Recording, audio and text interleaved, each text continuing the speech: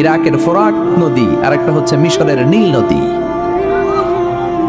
এরপরে সাইয়েদুল জিব্রাইল বললেন, ইয়া রাসূলুল্লাহ, ইয়া হাবিবাল্লাহ, এই জায়গার নাম হলো সিদরাতুল মুনতাহা। এখানে একটা বড়ই গাছ আছে, এইটা হলো আমার লাস্ট ডেস্টিনেশন, বর্ডার এরিয়া। এই বর্ডার এরিয়ার উপরে যাওয়ার ক্ষমতা আমার নেই। 1 ইঞ্চি উপরে গেলে আমার পাখাগুলোরে জ্বালিয়ে সারখার করে দিবে কে? সৃষ্টির শুরু থেকে আজ পর্যন্ত যত নবীর কাছে আমি ওহী নিয়ে দুনিয়ার বুকে নাজিল হয়েছি গো নবী, এই সিদরাতুল মুনতাহায় কান লাগিয়ে আল্লাহর কথা শুনেছি। আজ পর্যন্ত আমিও আল্লাহরে দেখি নাই। নবী গো, আমি তো আল্লাহরে দেখি নাই, এটা আমার লাস্ট এরিয়া। আমার যে দেখেন আপনি কোরআন নাজিল করে উপরের দিকে উড়াল দিতে, আমি উড়াল দিয়ে এখানে এসে বসে থাকি। সুবহানাল্লাহ পড়ো। এর উপরে আমি যেতে পারবো না, পাখাগুলো চলে যাবে, যাওয়ার পারমিশন নাই। তবে আপনারে পারমিশন দিছে কে? আমি এইখানে দাঁড়িয়ে রইলাম, আপনার মিটিং আল্লাহর সাথে শেষ করে আপনি নেমে আসেন গো নবী। নবী যান, আপনার মিটিং এর জন্য, আপনাকে সারপ্রাইজ দেওয়ার জন্য আপনার অপেক্ষায় আল্লাহ অপেক্ষমান। সুবহানাল্লাহ। তার মানে ফেরেশতা যেখানে শেষ, বিশ্বনবীর খেলা এখানে শুরু, ঠিক কি না? জিব্রাইল এখানে থেমে গিয়েছে, আর যেতে পারে না। জিব্রাইল যেখানে শেষ, বিশ্বনবীর যাওয়া শুরু। তার মানে মানুষ যদি শ্রেষ্ঠ হয়, সে ফেরেশতাকে ছাড়িয়ে যায়, আর মানুষ যদি নিকৃষ্ট হয় তাহলে সে পশুতেও হার মানায়, ঠিক কি না? আপনি কখনো শুনছেন একটা সিংহ আর একটা সিংহকে মারে? একটা বাঘ আর একটা বাঘকে মারে না, একটা হরিণ আর একটা হরিণকে মারে না, একটা হাতি আর একটা হাতিকে হত্যা করে না, কিন্তু একটা মানুষ আর একটা মানুষকে হত্যা করে না। আপনি কখনো শুনবেন না যে একটা বাঘ আর একটা বাঘকে হত্যা করে 10 টুকরা করছে? শুনছেন? একটা হাতি আর একটা হাতিকে মেরে 30 টুকরা করছে? শুনছেন? কিন্তু মানুষ আর একটা মানুষকে শুধু নৃশংসভাবে হত্যাই করে না, হত্যা শেষে তাকে 10 টুকরা করে, 15 টুকরা করে, 30 টুকরা করে বস্তাবন্দি করে। চিল্লা এখন ঠিক কিনা? পাওয়া যায় না এরকম লাশ? গুম করে ফেলছে, ক্রস ফায়ার করে ফেলছে, মেরে ফেলছে, হাত পা বেঁধে, চোখের রশি বেঁধে বস্তার ভিতরে ভরে ক্ষেতের মধ্যে ফেলে দিস। 3 দিন 4 দিন পর এরকম লাশটা ফুলে উঠছে, পাওয়া যায় না? পত্রিকায় বিভৎস লাশ দেখে আমরা অবাক হই। কোন প্রাণী এমনটা করে না, মানুষ মানুষকে মেরে টুকরা টুকরা করে। একটা ছাগল বনের সব ছাগলগুলোরে মেরে ফেলতে চায় না, একটা হাতি ওই জঙ্গল থেকে সব হাতিগুলোকে শেষ করে দিতে চায় না, কিন্তু মানুষ আগুন জ্বালিয়ে জনপদের পর জনপদ ছারখার করে দেয়, গুলি মেরে এলাকার পর এলাকা ঝাঁঝরা করে দেয়। দ্বিতীয় বিশ্বযুদ্ধের সময় আমেরিকা জাপানের 2টা সিটিতে 2টা বোমা মেরেছে, হিরোশিমা নাগাসাকি। হিরোশিমাতে মেরেছে লিটল বয়, নাগাসাকি শহরে ফেলেছে ফ্যাটম্যান। যে পাইলটগুলো বোমা মারতেছে নিচে, ওই পাইলটগুলো মানুষ না? মানুষ। আর যাদেরকে মারার জন্য মারতেছে তারাও কি মানুষ? মানুষ এতটাই নিকৃষ্ট হতে পারে, সে তার জনপদের সবাইকে সারখার করে দেয়, তার গোষ্ঠীর সবাইকে মেরে ফেলতে কুণ্ঠাবোধ করে না। চিল্লা এখন ঠিক কিনা? এজন্য আল্লাহ ডেকে বললেন, লাহুম কুলুবুল লা ইয়াফকাহুনা বিহা ওয়া লাহুম আ'য়ুনুল লা ইউবসিরুনা বিহা ওয়া লাহুম আযানুল লা ইয়াসমাউনা বিহা উলাইকা কাল আনআমি বাল হুম আদাল উলাইকা হুমুল গাফিলুন। আল্লাহ বললেন, ওদের চোখ আছে, ওরা চোখ দিয়ে দেখে না। হৃদয় আছে, হৃদয় দিয়ে তার ভাইয়ের জন্য তার মায়া লাগে না। কান দিয়ে আকুতি চিৎকার এই কথাগুলো শুনতে পায় না। উলাইকা কাল আনআম, দেখতে এদের হাত আছে, পা আছে, চোখ আছে, দেখতে মানুষের মতো, আসলে এগুলো মানুষ না, এগুলো পশু। বাল হুম আদাল, পশুর চেয়েও খারাপ, ঠিক কি না? এগুলো শুধু পশুই না, এগুলো পশুর চেয়েও খারাপ। এই কোরআন যদি আপনি পড়েন, আপনার এই পশুত্বের মনোভাবটা দূর হয়ে যাবে, আপনি মানুষের মতো মানুষ হতে পারবেন, ঠিক কিনা?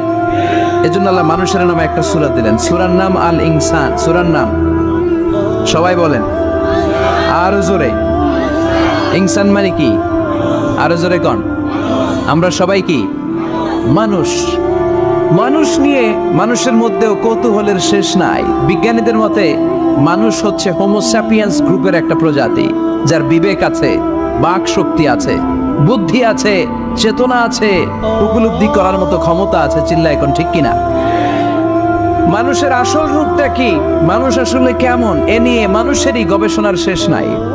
আপনারা একজন জার্মানি দার্শনিক আছে কার্ল মার্কস, নাম শুনে থাকবেন, শুনছেন না? উনি অনেক গবেষণা করে পাইলেন মানুষ হচ্ছে পেট সর্বসজীব, মানে মানুষের পেট ঠান্ডা তো দুনিয়া ঠান্ডা। উনি গবেষণা করে পাইছে মানুষের পেট ঠিক তো সব ঠিক। উনার পরে আরেক দার্শনিক আসলো, ওনার নাম হচ্ছে ভ্লাদিমির লেনিন। ওনার বাড়ি হচ্ছে রাশিয়া, উনি রাশিয়ান স্কলার ফিলোসোফার। উনি এসে বললেন না, মানুষের পেট সমস্যা বড় সমস্যা নয়, মানুষের আসল সমস্যা হচ্ছে যৌন সমস্যা, সেক্স সমস্যা। মানুষের সেক্স ঠান্ডা তো সব ঠান্ডা।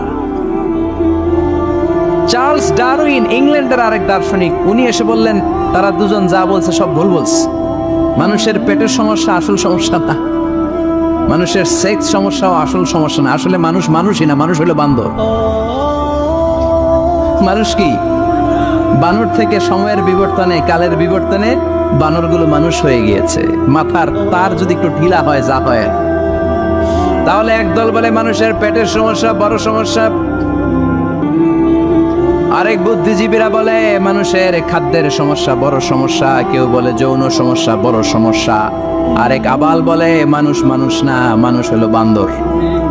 আল্লাহ বলে একটাও ঠিক কইতে পারে নাই, ঠিক কি না?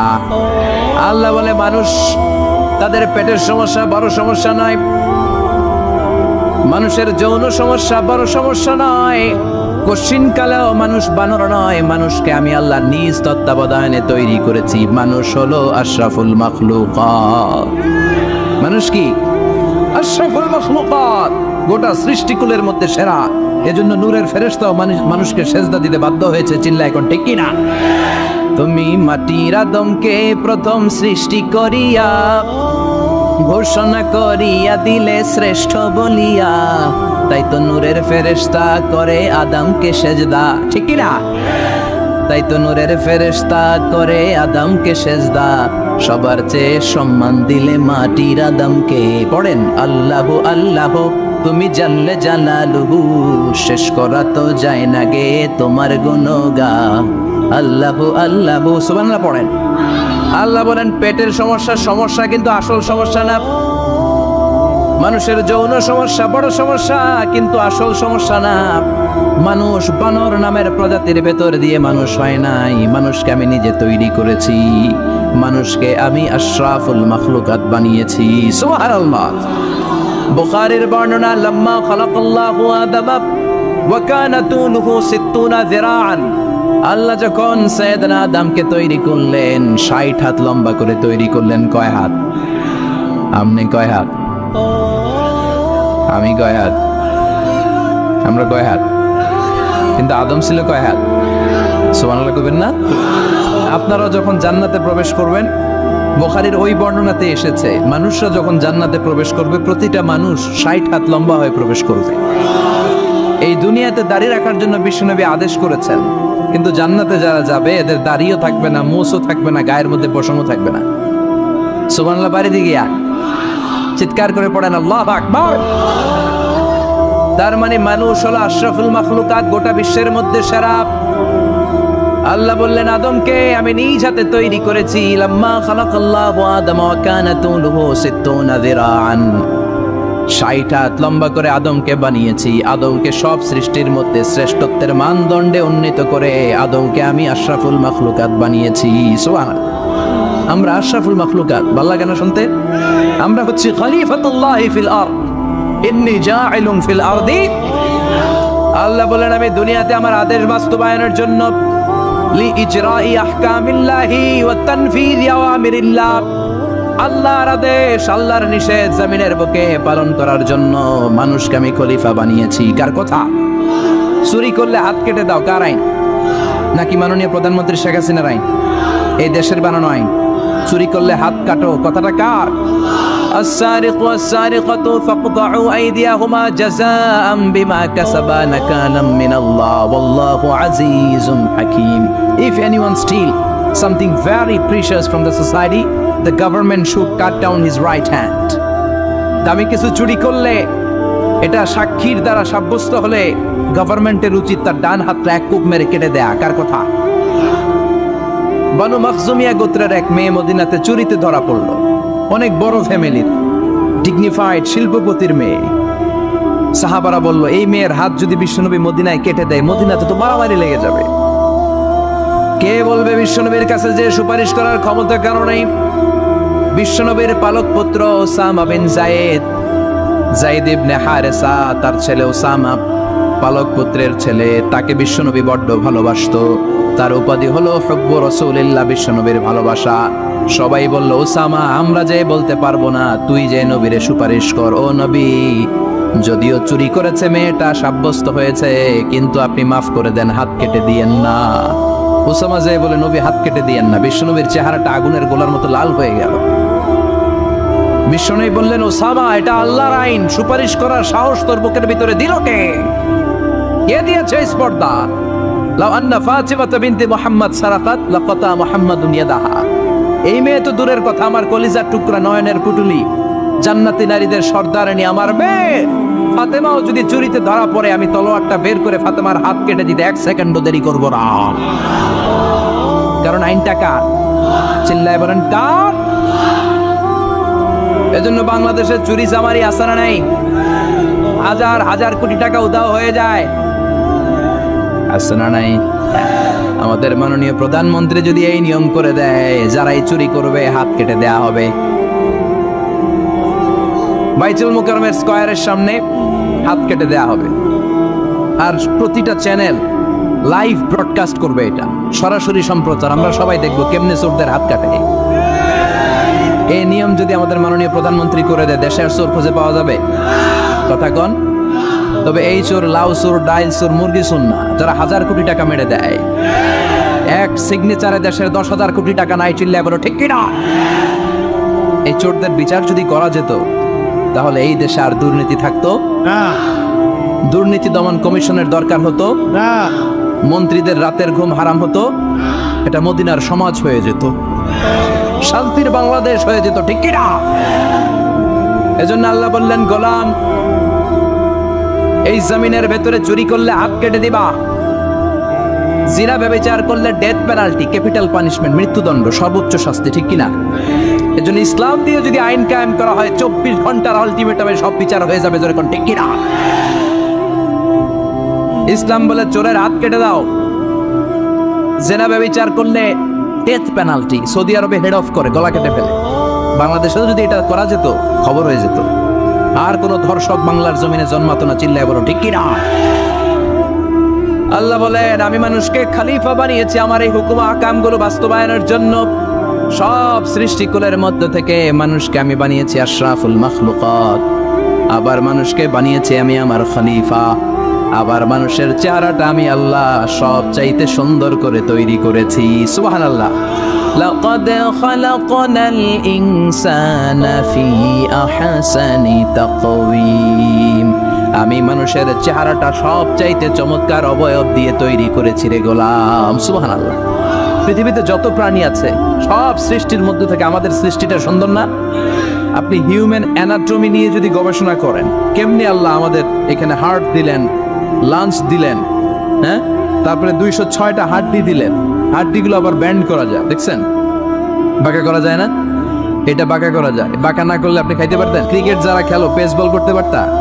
স্পিন বল, হ্যাঁ, অফ স্পিন, লেগ স্পিন, কয় হুজুরও জানে কেমনে রে, তোর থেকে শিখছি বেটা। তো এই যে ছেলেপেলারা এরকম অফ স্পিন করে, লেগ স্পিন করে, এগুলো হচ্ছে আল্লাহর দেয়া কারিশমা। হাত ঘুরানো যায়। আল্লাহ যদি এটাকে এরকম ব্যান্ড করার সুযোগ না দিতেন, করতে পারতাম? আবার এইখানেও বাঁকা করার সুযোগ আছে না নাই? এইখানেও আছে না নাই? আবার এইখানেও আছে না নাই? কত কাজ। বাজার করে যখন বাজারের ব্যাগ যখন নিয়ে আসেন, কোথায় ধরে রাখেন? আঙ্গুলে ধরে রাখতে হয়। ক্যারাম যখন খেলো, কি দিয়ে টোকা মারো? সুবহানাল্লাহ কয় না বলা ভান। কত খেলার সিস্টেম আল্লাহ দিলেন। আবার ক্রিকেটের মধ্যে 2 আঙ্গুল তুললে কি? ওই যে সব মুখস্থ। আবার 1 আঙ্গুল তুললে কি? দেখছেন ঘটনা? আউট। কত কাজ এই আঙ্গুল দিয়ে। এই আঙ্গুলগুলোর বাঁকা করার, বেন্ড করার ক্ষমতা আমাদেরকে দিয়েছে কে? আল্লাহ। এজন্য আল্লাহ বললেন, লাকাদ খালাকনাল ইনসানা ফি আহসানি তাকওয়িম। আমি মানুষের চেহারাটা সব চাইতে সুন্দর করে তৈরি করেছি। মানুষ সুন্দর, আমাদের চোখ সুন্দর না মিয়া? আমাদের চোখ যদি সুন্দর হতো তাইলে আমরা বুঝতাম মানুষগুলো কত সুন্দর। আমরা মনে করি দলা হইলেই সুন্দর, কয় দলা দলা এটা সুন্দর, ডাকাইত, এগুলো ডাকা। একটা মানুষের চেহারা স্কিন যদি কালো হয় এর মধ্যে একটা সৌন্দর্য আছে না নাই? একটা মেয়ের স্কিন যদি কালো হয় তারপরও চেহারায় সৌন্দর্য আছে না নাই? কয় না হুজুর আমার বউ সুন্দর না, কালা কালা। আছে না নাই? তুই ডাকাই, তুই কি? একজন মানুষের চেহারা যেরকমই হয় আপনি খেয়াল করে দেখবেন তারপরও তার অবয়বের মধ্যে একটা এক্সট্রা অর্ডিনারিটি আছে, কারোর সাথে কারোটা মিলে না। সুবহানাল্লাহ পড়েন। এজন্য প্রতিদিন স্ত্রীরে বলবেন, স্ত্রী তুমি সুন্দরী, তুমি অনন্যা, তোমার চাইতে সুন্দরী গোটা বিশ্বে কেউ নাই। কইবেন না? মুরব্বীরা কয় না, কইতাম না, আগে কইয়া ফেলেছ। এগুলো বলবেন, এগুলো বললে স্বামী স্ত্রীর মধ্যে ভালোবাসা বাড়াই দিবে কে? আমি প্রায় এগুলো বলি, উৎসাহিত করি যে স্বামী স্ত্রীর মধ্যে যে ভালোবাসাটা এটা পবিত্র, এটা জান্নাতি। এই ভালোবাসা জান্নাতে শুরু হয়েছিল সাইয়েদনা আদম আর হাওয়ার মধ্য দিয়ে। চিল্লা এখন ঠিক এরা স্বামী স্ত্রী দুইজনে একের হাতের সাথে আরেকজনের হাত মিলালে হাতের সগীরা গুনাহ মাফ করে কে? স্ত্রীর চেহারার দিকে নজর করে তাকালে চোখের গুনাহ মাফ করে দেয় কে? স্ত্রীর জন্য প্রতি মাসে যে খরচ দেন এই টাকাগুলো সদকা দেওয়ার সওয়াব আছে না নাই? স্ত্রীকে যে দামি দামি ভ্যানিটি ব্যাগ কিনে দেন এটা তো সওয়াব আছে না নাই? কক্সবাজারে ঘুরতে নিয়ে গেলে সওয়াব আছে না নাই? ফুল কিনে দিলে সওয়াব আছে না নাই? ভালোবাসার গান শোনাইলে সওয়াব আছে না নাই? আজকে পারবেন না শোনাইতে রাত্রেবেলা? পারবেন? পারবেন? পোলাপাইন কয় পারবো। তোকে তো বেটা বিয়েই হয় নাই, বিয়ার পরে শোনাইস।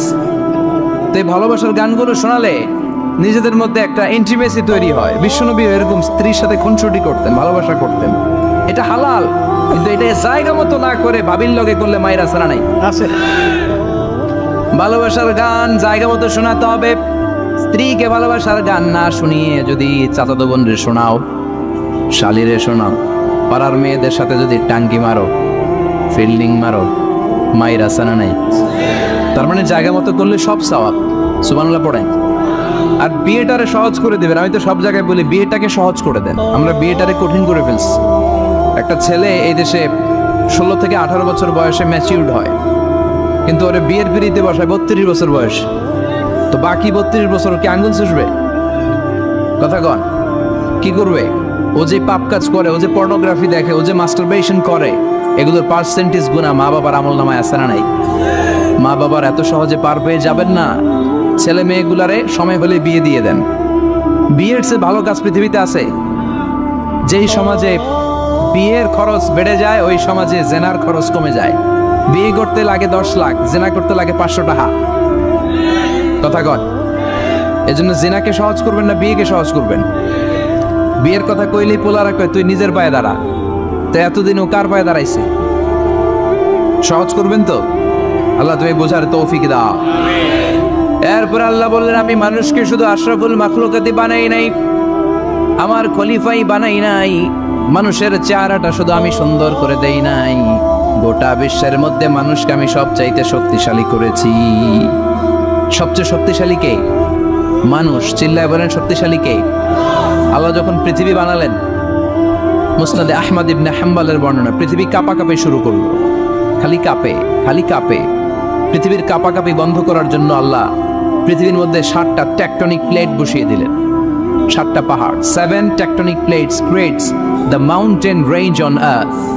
এই 7টা প্লেট পৃথিবীতে এই পাহাড়গুলো উঁচু নিচু টিলা টপ্পর তৈরি করেছে। পৃথিবীব্যাপী যত পাহাড় আছে এই টেকটনিক প্লেটের কারণে। ওয়াজআলাল জিবালা আওতাদা। পৃথিবী কাঁপতে শুরু করলো সৃষ্টির পর। পৃথিবীর কাঁপাকাঁপি বন্ধ করে দেওয়ার জন্য আল্লাহ পৃথিবীর ভেতরে পাহাড় ঢুকিয়ে দিলেন। পাহাড় পেরেকের মতো গেড়ে দেওয়ার পরে পৃথিবীর কাঁপাকাঁপি বন্ধ হয়ে যায়। সুবহানাল্লাহ।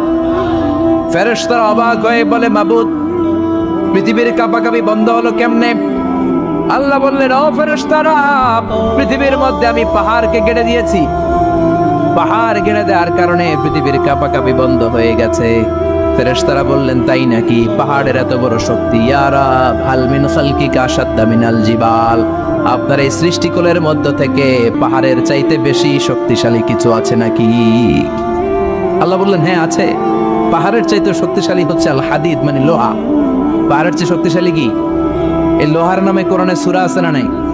সূরার নাম কি? কথা বলেন। وأنزلنا الحديد فيه بأس شديد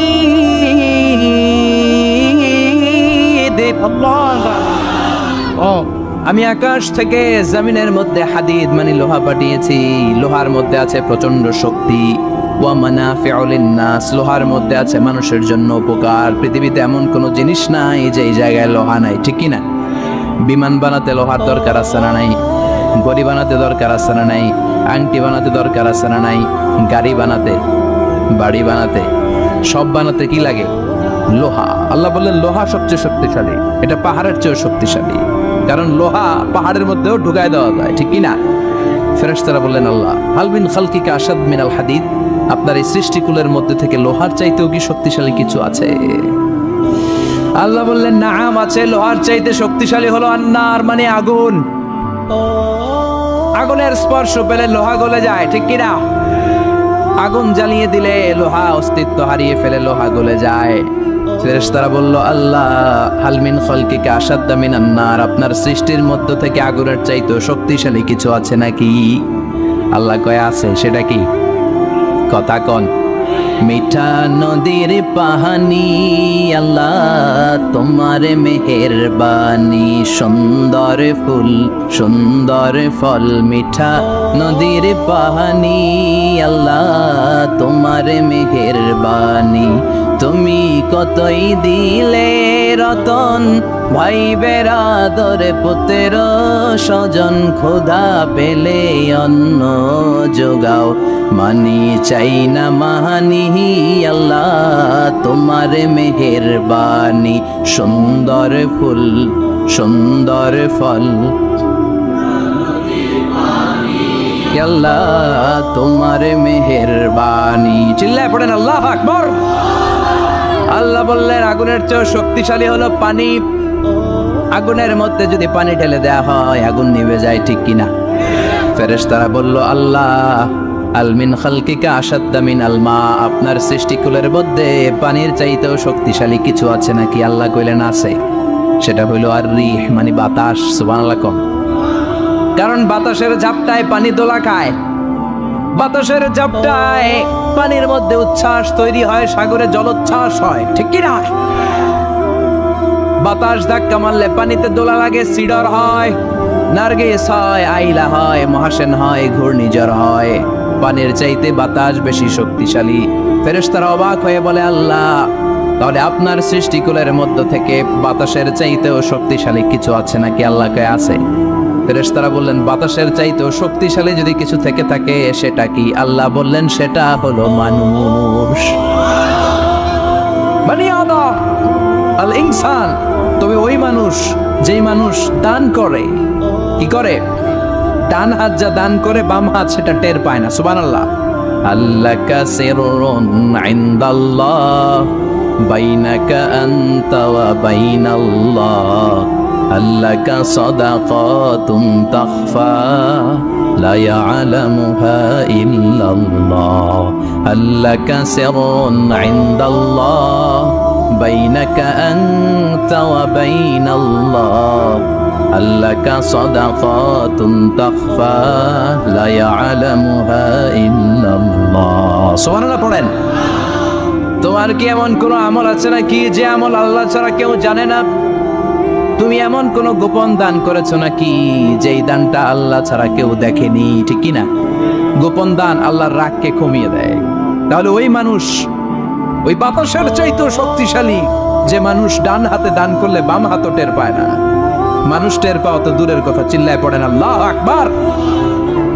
এজন্য আল্লাহ বললেন মানুষকে আমি আশরাফুল মাখলুকাত বানালাম, মানুষকে আমি আমার খলিফা বানালাম, মানুষের চেহারাটা সুন্দর করলাম, আবার মানুষকে আমি সব চাইতে শক্তিশালী করে বানালাম। তার এই আল্লাহর কোরআন যদি ঠিক মতো পড়া যায়, মানুষের মতো মানুষ বানিয়ে আপনারা জান্নাতি বানাবে কে? তার মানে কোরআন পড়লে মানুষের মতো মানুষ হওয়া যায়। চিল্লায় বলেন কি হওয়া যায়? সবাই বলেন মানুষের মতো মানুষ হতে চান তো সবাই? সবাই চাই। আসুন দেখি মানুষের নামে সূরা আল্লাহ কি বললেন, পড়েন। أعوذ بالله من الشيطان الرجيم بسم الله الرحمن الرحيم هل أتى على الإنسان حين من الدهر لم يكن شيئا مذكورا আল্লাহ বললেন মানুষের জীবনের একটা সময় ছিল যেই সময়টা উল্লেখ করার মতো মানুষ কিছুই ছিল না। সুবহানাল্লাহ। প্রত্যেক মানুষের জীবনে এমন একটা সময় ছিল যেই সময়টাতে উল্লেখ করার মতো সে আসলে কিছুই ছিল না, তার অস্তিত্বই ছিল না, সে জিরো ছিল, তাকে জিরো থেকে হিরো বানিয়েছে কে? আল্লাহ।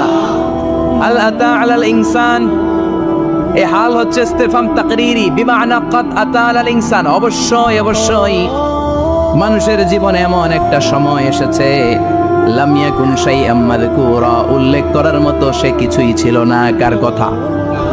মুফাসসিরিন ইকরাম ইনসান দ্বারা এখানে দুইটা জিনিস বুঝিয়েছেন, এক হলো সাইয়েদনা আদম আর এক হলো আমরা সবাই। এই পৃথিবীতে মানুষ বানানোর তিন ক্যাটাগরি।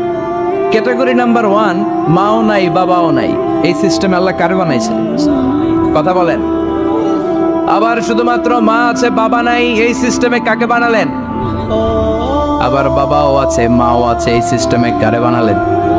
আমাদেরকে বানালেন। আবার সাইয়েদনা আদমকে আল্লাহ যখন বানালেন তিনি বানালেন মিন তিনিন লাযিব, এঁটেল মাটি থেকে বানালেন। এঁটেল মাটি দিয়ে কাঠামো বানানো যায় না, স্ট্রাকচার করা যায় না। এঁটেল মাটি জমিন থেকে নিয়ে আল্লাহ রেখে দিলেন 40 বছর। চিল্লায় বলেন কয় বছর? আর আকাশকে বললেন ইয়া সামা ওয়ামতিরি আলাইহি 40 সানা, ও আকাশ এই মাটির উপরে 40 বছর তুমি বৃষ্টি দাও। 40 বছর এঁটেল মাটির উপরে বৃষ্টি জমতে জমতে জমতে জমতে এটা হয়ে গেল হামাইম মাসনুন, কাদামাটি। সুবহানাল্লাহ পড়ে। কাদামাটি থেকে গেল 40 বছর। কাদামাটি থেকে আল্লাহ সাইয়েদনা আদম আলাইহিস সালামের ডাইস বানালেন। তারপরে আল্লাহ সূর্যরে বললেন ইয়া শামসু হারকি আলাইহি 40 ইয়াউমা, ও সূর্য এবার আদমের কায়ার উপরে মূর্তির উপরে তুমি 40 বছর সূর্যের আলো দাও। 40 বছর সূর্যের প্রখর ও তীব্র তির্যক তাপে এবং কিরণে আদম হয়ে গেছে এখন সলসলিন কাল ফাখার, টোকা মারলে ঠন ঠন করে। সুবহানাল্লাহ পড়ে। এখনো রুহের ফুৎকার দেয় নাই এখনো, কিন্তু কেটে গেছে 120 বছর। 340 কত? 120 বছর চলে গেল। এই বিশাল লম্বা সময়ে আল্লাহ বললেন লাম ইয়াকুন শাইআম মাযকুরা, উল্লেখ করার মতো আদম কিছুই ছিল না। রুহের ফুৎকার যেহেতু দেয় নাই 140 বছর, এটা এঁটেল মাটি, পরে ছিল কাদামাটি, এরপরে হয়েছে মূর্তি, ঠনঠনে মূর্তি। উল্লেখ করার মতো আদমের জীবনে 124 বছরে কিছুই ছিল না। চিল্লায় বলেন ঠিক কিনা?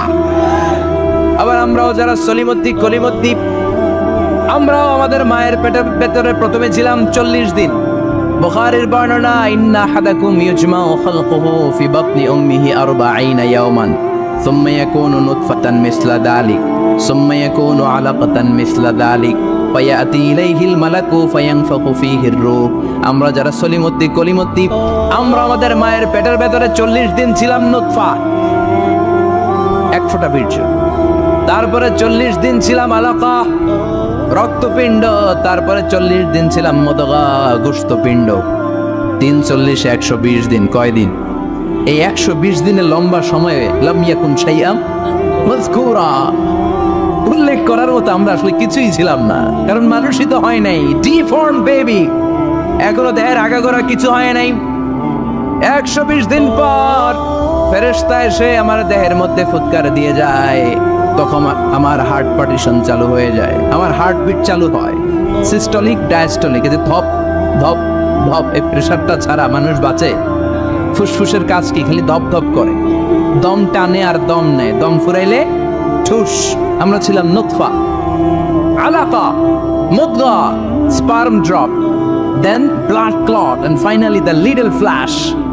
আমি আমার এমফিল রিসার্চ করেছি এটার উপর, এটার ইংরেজিতে বলে এমব্রায়োলজি, ভ্রূণতত্ত্ব। How the little embryo develops in mother womb, মায়ের পেটে এই ছোট্ট ভ্রূণ এটা কেমন করে শুক্রাণু ডিম্বাণু থেকে 8 মাস 10 মাস 9 মাস পরে কেমন করে জমিনে আসে। How the little embryo develops in mother womb, মায়ের পেটে কেমন করে ডেভেলপ করে। একেবারে ক্ষুদ্র ছিলাম আমি, তুচ্ছ ছিলাম আমি, নগণ্য ছিলাম আমি, আমার কোনো নাম ছিল না, আমার কোনো গ্রাম ছিল না, আমার কোনো পরিচয় ছিল না। এখন দুনিয়াতে আমাদের পরিচয় আছে না নাই? কিন্তু মিজানুর রহমান আজহারী একটা সময় লাম ইয়াকুন শাইআম মাযকুরা, তোর কেউ চিনতো না, তোর নামটাও কেউ জানতো না, উল্লেখ করার মতো তুই কিছুই ছিলি না। এটা দিয়ে আল্লাহ বোঝাতে চাইলেন তোর কিছুই ছিল না, জিরো থেকে আমি হিরো বানালাম। ক্ষমতার দাপট দেখাবি না, ক্ষমতার অহংকার দেখাবি না, টাকা পয়সার গরম দেখাবি না। 2 দিনের টাকার মালিক হয়ে ওর পা জমিনে লাগে না, এরকম টাকা আছে না নাই? লাম ইয়াকুন শাইআম মাযকুরা, তোর চেয়ে বড় ক্ষমতাশীল ছিল ফেরাউন। আল্লাহ ছাড় দিয়েছে, ছেড়ে দেয় নাই, ঠিক কি না? নমরুদরে ছাড় দিয়েছে, ছেড়ে দেয় নাই, ঠিক কি না? আবু জাহেলকে ছাড় দিয়েছে, ছেড়ে দেয় নাই, ঠিক কি না? এখনো যারা গদ্দারি করে, ইসলামের বিপক্ষে কথা বলে, ইসলামকে জমিনের ভিতর গেড়ে দিতে চায়, দেখা যায় আল্লাহ ওদেরকে ছাড় দেয় কিন্তু ছেড়ে দেবে না। চিল্লায় কও ঠিক কি না? পৃথিবীতে কেউ তো স্থায়ী হয় না, হোক না সে ফেরাউন কিবা নমরুদ। কেউ ভাবে চিরদিন রয় না, কেউ ভাবে চিরকাল রয় না। কেউ থাকতে আসে নাই, এত বড় বড় দাপটওয়ালারা সব শেষ। আমি তো প্রায় জায়গায় বলি আমি ফেরাউনের লাশটা নিজে দেখে এসেছি, যেহেতু আমি আল আজহার ইউনিভার্সিটির স্টুডেন্ট। 200 পাউন্ড লাগে দেখতে, আমি দেখছি ফ্রি। আমার আল আজহারের জামিআতু আল আজহার শরীফের একটা কার্ড ছিল, ওটা দেখাইলে সব ফ্রি, ফ্রিতে দেখে আসছি। আমি অবাক হয়েছি, এই লোকটার হুঙ্কারে মিশরের জমিন থার থার করে কাঁপতো, আজ করে শেষ করে দিছে কে? আজ আছে কাল নাই, ঠুস দম ফুরাইলে। এজন্য আল্লাহ বললেন হাল আতা আলাল ইনসানি হিনুম মিনাদ দাহরি লাম ইয়াকুন শাইআম মাযকুরা। মানুষের জীবনে এমন একটা সময় ছিল উল্লেখ করার মতো সে কিছুই ছিল না। আমরা যে কত ক্ষুদ্র ছিলাম আপনি কল্পনা করতে পারবেন না। ফালইয়ানযুরিল ইনসানু মিম্মা খুলিকা, খুলিকা মিম্মা দাফিক ইয়াখরুজু মিন বাইনিস সুলবি ওয়াত তারাইব। বাবার পৃষ্ঠদেশ থেকে, মায়ের বক্ষদেশ থেকে দুইটা মিলিত হয়ে মায়ের জরায়ুর ভেতরে তোরে সেট করলো কে? আমরা ছিলাম শুক্রাণু। শুক্র ছিলেন স্পার, শুক্রও ছিলাম না আমরা, শুক্রাণু মানে শুক্রের অণু। ডিম্বও আমরা ছিলাম না, আমরা ছিলাম ডিম্বাণু মানে ডিম্বের, আরবিতে বলে আল বুয়াইদা আল উনসাউইয়া। 1 ফোঁটা বীর্যের ভেতরে, 1 ফোঁটা শুক্রের ভেতরে 20 কোটি অণু থাকা লাগে। ওই 20 কোটির একটা ছিলাম আমি, 20 কোটির একটা ছিলেন আপনি। উল্লেখ করার মতো আমি কিছুই ছিলাম না, আমরা কিছুই ছিলাম না। চিল্লা এখন ঠিক কি না? আল্লাহ বললেন লাম ইয়াকুন শাইআম মাযকুরা, কিছুই ছিল না। স্পার্ম ড্রপ আর ওভাম দুইটাকে মিলিয়ে আমি আল্লাহ করে ফেললাম জাইগোট। সেইটারে আমি বানালাম এমব্রয়ো, ভ্রূণ, ব্যাঙ্গাচির মতো। বর্ষাকালে বৃষ্টির পরে দেখবেন ব্যাঙের বাচ্চাগুলো খালি ছোটাছুটি করে, তাই না? কালো কালো দেখা যায় না? আমি আপনি আমরা প্রত্যেকে এরকম ব্যাঙের বাচ্চার মতো ছিলাম। হাত পা তো দূরের কথা, ব্যাঙের বাচ্চার মতো ছিলাম। মায়ের জরায়ুর দেয়ালে লেপ্টে ছিলাম। আমাদের হাত ছিল না, আমাদের পা ছিল না, কিচ্ছু ছিল না। সেখান থেকে আল্লাহ আমাদেরকে বড় করতে লাগলেন। এরপরে আমরা হয়ে গেলাম ফেটাস, ডেভেলপ স্টেজ। 120 দিন পরে আল্লাহ তাআলা আমাদের রুহের ফুৎকার দিলেন, আমার হার্ট দিলেন, আমার লাংস দিলেন, আমার গল ব্লাডার দিলেন, আমার কিডনি দিলেন, আমার লিভার দিলেন, আমার ইন্টেস্টাইন দিলেন, আমার দেহের ভিতরে তিনি রক্ত ঢুকিয়ে দিলেন। আমার কলবের এই ধাক্কা ধাক্কি শুরু হয়ে গেল। আল্লাহ বললেন এই কলবটা সব চাইতে দামি অঙ্গ, কলবের মধ্যে জিকির করতে হবে কার লা ইলাহা লা ইলাহা ইল্লাল্লাহ মুহাম্মাদুর রাসূলুল্লাহ সাল্লাল্লাহু। কলবের ভেতরে ভরতে হবে আল্লাহর জিকির। অনেকেই কলবের ভেতরে ভরে আয়না, আছে না নাই? আয়না বসাইয়া দে মোর দয়াল বাবা কেল্লা কাবা আহেনার কারিগর, আয়না বসাইয়া দে মোর। তোর বাবার কলবেই তো আয়না নাই, তোরই কি আয়না দিবে বেটা? বিশ্বনবী কখনো বলেছেন কলবে আয়না বসাতে? বিশ্বনবীর সাহাবারা কলবে বসাতে হবে আল্লাহর জিকির। আলা বিজিক্রিল্লাহি তাতমাইন্নুল। দুনিয়ার কোনো কিছু কলবকে ঠান্ডা করতে পারে না একমাত্র আল্লাহর জিকির ছাড়া। চিল্লা এখন ঠিক কিনা? এই জন্য আল্লাহ বললেন হাল আতাম আলাল ইনসানি হিনুম মিনাদ দাহরি লাম ইয়াকুন শাইআম মাযকুরা। প্রতিটা মানুষের জীবনে এমন একটা সময় ছিল উল্লেখ করার মতো কিছুই ছিলাম না। এই আয়াতটা যখন ইসলামের প্রথম খলিফা বিশ্বনবীর ডান হাত সাইয়েদনা আবু বকর পড়তেন, তিনি শুধু কান্না করতেন, চোখের পানি ফেলতেন আর বলতেন লাইতাহা তাম্মাত, হায় হায় আমার পুরো জীবন যদি এভাবেই কেটে যেত। লাম ইয়াকুন শাইআম মাযকুরা, মায়ের পেটের ভিতরে যখন ছিলাম, কিছুই যখন ছিলাম না, এরকমই যদি থাকতাম কতই না ভালো হতো। লা নাবতালি ওয়ালা নালিদ, জন্মগ্রহণ করতাম না, পরীক্ষার সম্মুখীন হতাম না, জীবনটা যদি এমনিই কেটে যেত কতই না ভালো হতো। এজন্য আল্লাহ বললেন প্রতিটা মানুষের জীবনে এমন একটা সময় ছিল উল্লেখ করার মতো সে কিছু ছিল। এই সুন্দর ফুল সুন্দর ফল মিঠা নদীর পানি, আল্লাহ তোমার মেহেরবানি, তুমি কতই দিলে রতন, ভাই বেরাদর পুত্র স্বজন, খোদা পেলে অন্ন যোগাও, মানি চাই না মানি, আল্লাহ তোমার মেহেরবানি। পড়েন সুন্দর ফুল মিঠা নদীর পানি, আল্লাহ তোমার মেহেরবানি। সুবহানাল্লাহ পড়েন। বিশ্বনবীর ফুতে বরকত আছে না নাই? কারণ ইমানটা ছিল তাজা। আমরা পরিপূর্ণ মুমিন হতে চাই যে ইমান ছিল আবু বকরের অন্তরে, যে ইমান ছিল ওমরে ফারুকের অন্তরে। আল্লাহ তুমি কবুল করো। তাহলে এই সূরা এমন সূরা যে সূরা পরে ফু দিলে অসুস্থরে সুস্থ করে দেয় কে?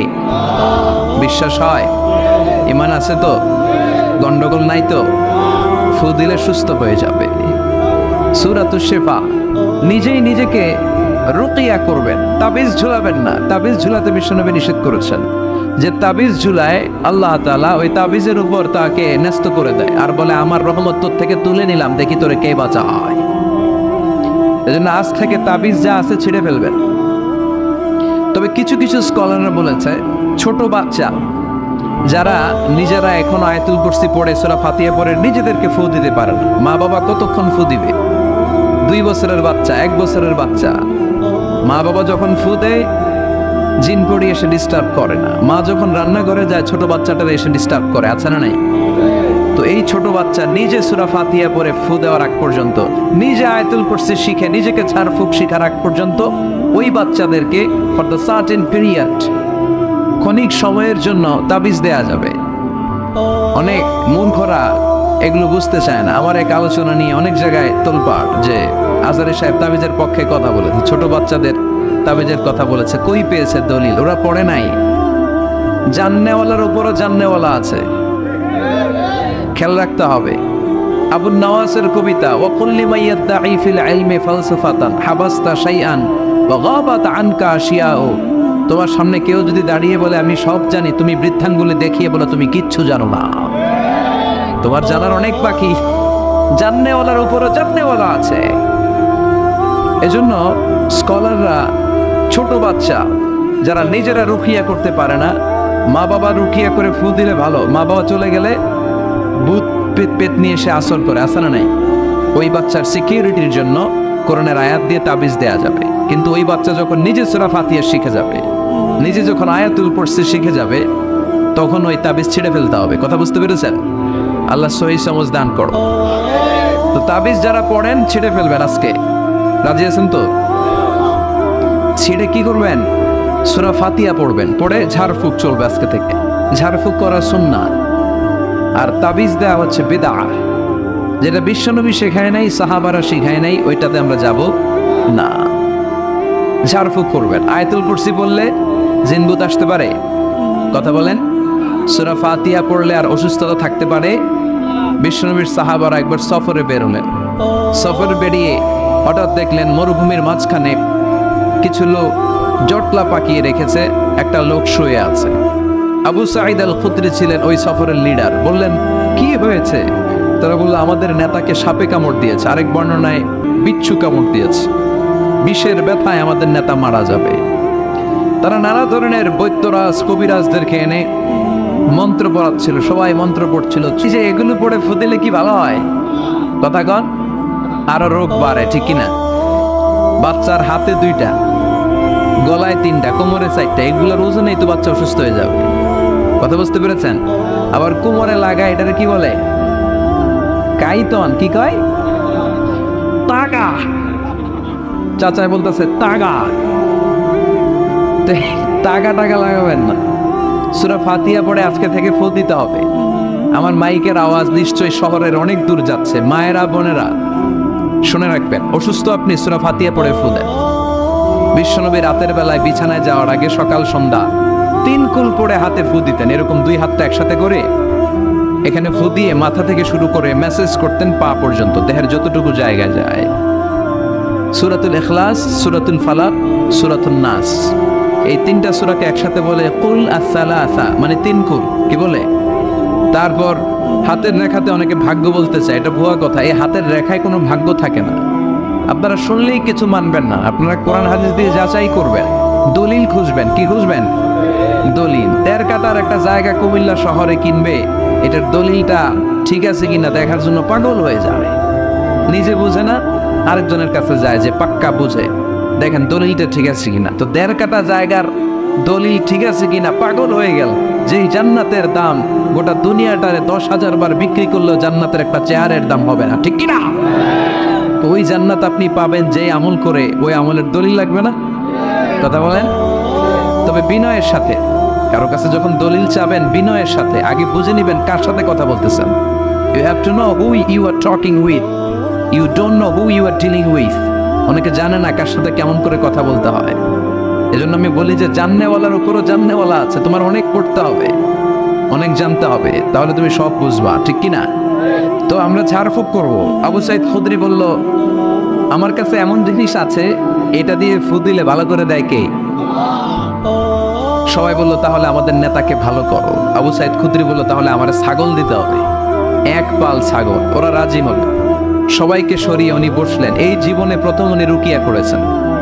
সূরা ফাতিহা পড়ে একবার ফু দিলেন, চোখ বন্ধ ছিল, সর্দারের চোখ খুলে ফেলেছে। আবার ফু দিলেন, এবার বসে গেছে, আবার ফু, হাঁটতে শুরু করছে, পুরা সুস্থ। সুবহানাল্লাহ পড়েন। 1 পাল ছাগল পেলেন, পথিমধ্যে একটা ছাগল জবাই করেও খেলেন।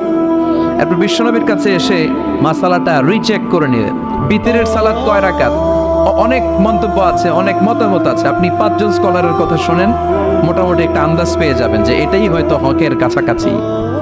গোড়ামি করা যাবে? ইসলামে গোড়ামি নাই। ইসলামের সৌন্দর্য হচ্ছে আত-তাইসির, simplicity is the beauty of Islam. সহজীকরণ হচ্ছে ইসলামের সৌন্দর্য। বিশ্বনবীকে যে কোনো অপশন দিলে সবচেয়ে সহজ অপশনটা নিতেন। সুবহানাল্লাহ পড়েন। বিশ্বনবীর কাছে এসে বললেন, ইয়া রাসূলুল্লাহ, সূরা ফাতিহা দিয়ে ঝাড়ফুঁক করে এক বর্ণনায় 100টা, আরেক বর্ণনায় 30টা ছাগল আমরা পেয়েছি। পথিমধ্যে একটা ছাগল জবাই করে আমরা খেয়েছি। এই যে কোরআন দিয়ে ফু দিয়ে আমরা ছাগল আনলাম, খাইলাম, এই ছাগল নেওয়াটা জায়েজ হয়েছে কিনা বলেন? মাসালা ক্রস চেক করতে আসছে, ডাবল চেক, দেখে বিশ্বনবী কি বলে। বিশ্বনবী বলেন, জায়েজ হয়েছে মানে কোরআনের দাম বাড়ায় দিয়ে আসছিস বেটা। আল্লাহু আকবার। কোরআনের দাম তোমরা বাড়িয়ে দিয়ে এসেছো। 30টা বা 100টা ছাগল যাই পাইছো তোমরা, ভাগ বটোয়ারার পরে 2-1টা থাকলে আমারও দিও। তো এটাকে বলে সূরাতুশ শিফা। কোরআনের ভিতরে শিফা দিয়েছে কে? وَنُنَزِّلُ مِنَ الْقُرْآنِ مَا هُوَ شِفَاءٌ وَرَحْمَةٌ لِلْمُؤْمِنِينَ وَلَا يَزِيدُ الظَّالِمِينَ إِلَّا خَسَارًا। এই কোরআনের মধ্যে আমি শিফা দিয়েছি, রহমত দিয়েছি, বরকত দিয়েছি। মুমিনদের জন্য কোরআনকে শিফা বানিয়েছে কে? নিজেরাও দিবেন। সব সমাজে হুজুরের কাছ থেকে নিতে হবে তা না, আব্বা আম্মার কাছ থেকে নিবেন। আব্বার কাছ থেকে নিলে এটা সবচেয়ে দামি ফু, ঠিক কিনা? এই জন্য আব্বা আম্মার কাছ থেকে দোয়া চাইতে হবে। 2 গ্লাসে পানি। পৃথিবীর সবগুলো পীর সাহেবরে বললাম, হুজুর এই গ্লাসে একটু ফু দেন। হুজুরে আমার ফু দিয়ে দিল। আমার আব্বা, উনি আরেক গ্লাসের পানির মধ্যে ফু দিয়ে দিল। মুহূর্তের মধ্যে আমার আব্বার ফুটা কাজে লেগে যাবে।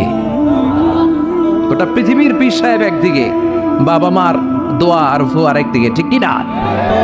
রব্বুল আলামিন বলেন, وَلَقَدْ آتَيْنَاكَ سَبْعًا مِنَ الْمَثَانِي وَالْقُرْآنَ الْعَظِيمَ ও নবী, আমি আপনাকে নিত্য পাঠনীয় 7টা বাক্য দান করেছি, সাথে সাথে কোরআনে আজিম দান করেছি। সুবহানাল্লাহ।